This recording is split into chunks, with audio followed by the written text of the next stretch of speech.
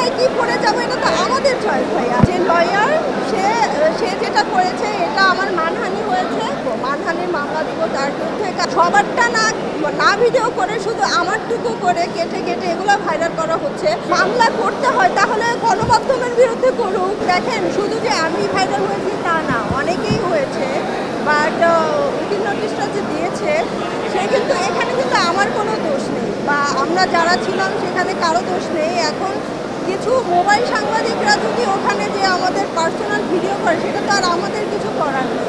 আর এখানে আমি প্র্যাকটিসে কি পড়ে যাব না যাবো এটা তো আমার চয়েস, আমি কি পড়ে যাবো। বাট যখন আমরা খেলার মাঠে খেলতে যাই তখন কিন্তু আমরা জার্সি পরে যাচ্ছি।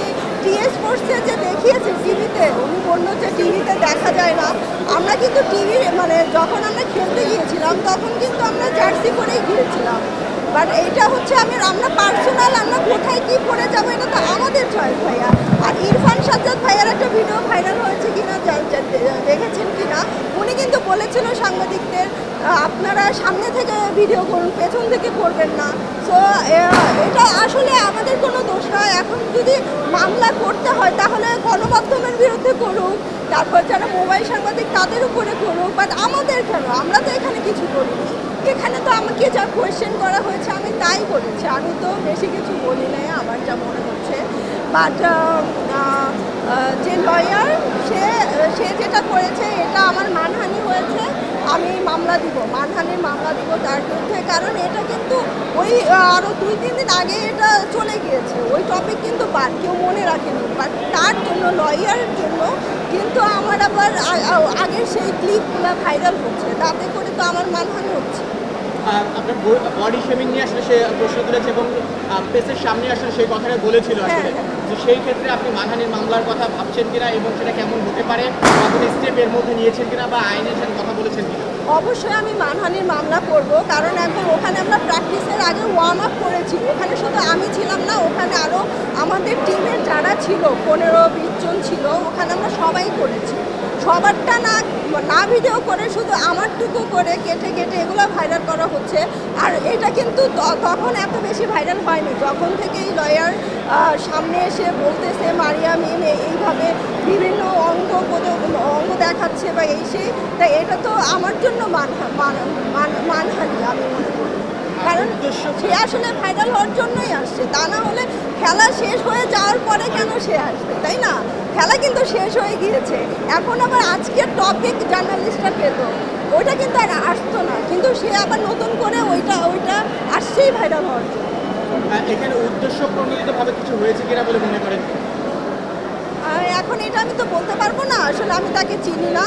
বাট আমার মনে হচ্ছে তার আসলে কোনো কাজ নেই, কাজ থাকলে তো আরও অনেকেই লয়ারই আছে, তারা তো আসলো না, তাহলে সে কেন আসলো? কাজ নিয়ে যতটুকু আলোচনায় তার থেকে খেলা নিয়ে আসলে একদম লাইমলাইটে বলবো যে মারিয়া মিম আসলে এই জায়গাটা কেমন বা কেমন উপভোগ করছে? এটা তো ভালো লাগছে, বাট আমি দেশের বাইরে থাকার কারণেই আমি কাজ করতে পারিনি। আমি কিন্তু যদি ঈদ না থাকতো সামনে, ঈদ যদি না আসতো তাহলে আমি কিন্তু এতদিন দেশের বাইরেই থাকতাম, আমাকে কেউ পেতো না। যেহেতু সামনে ঈদের জন্যই আমার বাংলাদেশে থাকা, আর যেহেতু আমি বাংলাদেশে ছিলাম তো ভাবলাম একটু মানে খেলি, এই জন্যই আসা। আপনার নানান কথা যেগুলো এসেছে মিডিয়াতে, যেমন দেশের বাইরে মেসি ইস্যু, বার্সেলোনা ইস্যু বা XYZ নানান ইস্যু নিয়ে অনেকে আসলে এটা নিয়ে মজাও করছে সোশ্যাল মিডিয়ার। আদৌ কি আপনি এগুলো করেছেন কিনা বা ছোট ইস্যু যেগুলো এসেছে সেগুলো নিয়ে কী বলবেন আসলে? আচ্ছা, অনেকেই তো বিশ্বাস করছে না, বাট আমরা যে পার্টি করেছি সেই পিকচার আমি আপনাদের দিব, তাহলে আপনারা বিলিভ করবেন যে আসলে মেসি ওখানে নিজেই সেলফি তুলছিল ওর ফ্রেন্ডদের সাথে, ওর যে ওয়াইফ ছিল ওর সাথে। আমি তুলেছি আলাদা, মেসি ওর ফ্রেন্ডদের সাথে আলাদা তুলেছে, বাট আমরা একসাথেই ছিলাম। বাংলাদেশের প্রেক্ষাপটে আর্জেন্টিনার সমর্থকদের একটা বড় অংশ এই দেশে বসবাস করে। হ্যাঁ, সেই জায়গা থেকে তাদের হয়তো দেখার সুযোগ হয়নি মেসি বা হচ্ছে তার স্ত্রী, বা সেই জায়গা থেকে আপনি একদম সব সেখানে দেখেছেন, আসলে কেমন দেখলেন, কেমন মনে হলো, আর সব কিছু মিলে সেই অভিজ্ঞতাটা কেমন ছিল? এখন আমি তো শুরুতেই বলেছিলাম, যখন মেসি আমরা ওখানে ক্লাবে পার্টি করেছিলাম, ওখানে মেসি এটা আসলে মানে কেউ ওর সাথে যে সেলফি তুলেনি, এটা শুরু আপনারা দেখলেই বুঝতে পারবেন। আমার পিকচার আসলে ওখানে যাই সবাই পার্টি করার জন্য, ওখানে মেসি হবে আর যে আমরা পিকচার তুলবো এমন আসলে না।